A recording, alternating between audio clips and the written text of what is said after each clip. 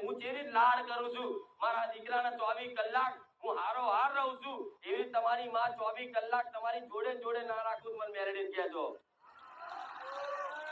પણ પહેલું સ્ટેપ શું છે? માતાના શરણમાં જવાનું પહેલું સ્ટેપ શું છે?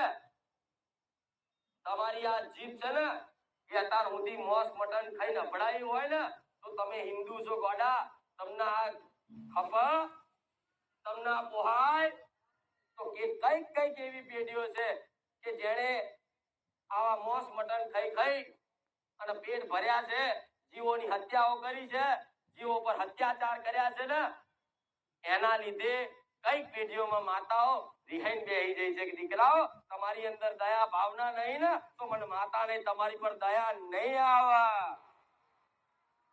એ તો જગત જનની કહેવાય, આદ્ય શક્તિ કહેવાય.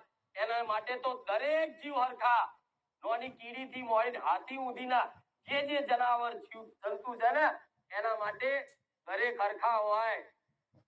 પણ આજે દીવા બત્તી ખૂબ કરે, ભક્તિ ખૂબ કરે, મોડવા કરે, જાત જાત નિવેજો બધું હાલે, પણ ઘરમાં કદાચ જેના રસોડે આ મોસનો ટુકડો પડ્યો હશે ને એને સમજી લો એના ઘરમાં દરિદ્રતા, બીમારી, કકરાટ, કંકાસ, લક્ષ્મી તો ટક જ નહીં, આવન જતી રે, આવન જતી રે, આવન જતી રે.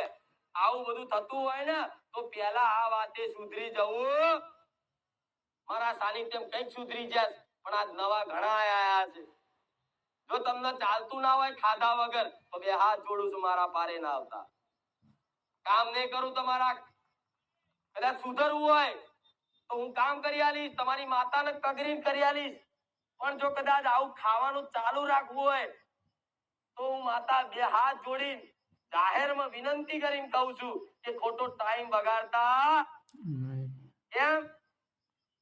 આ રેણી કેણી નીતિ નિયમો બતાવીશ કેમ કે તમારી કુળદેવીની રજા છે ને થોડું કામ કરવાની.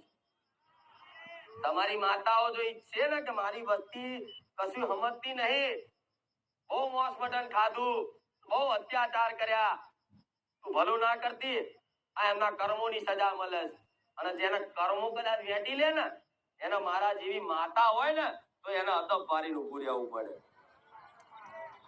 તો આવા કઈક પેઢીઓમાં આવા ગુના નહીં થયા છે તો કે છે કે હા માતાજી તમે કીધું ને તો આજથી બંધ. તો માતા એવું કહીશ કે બંધ કરો ને, ભલે કદાચ ઈચ્છા થતી હોય ખાવાની, કોઈ મહેમાન ના તો ગમે તો જાવ, તો મને માતાને એવી પ્રાર્થના કરજો કે માં આજ પછી ક્યારે મારા જીભ ઉપર મોસ મટન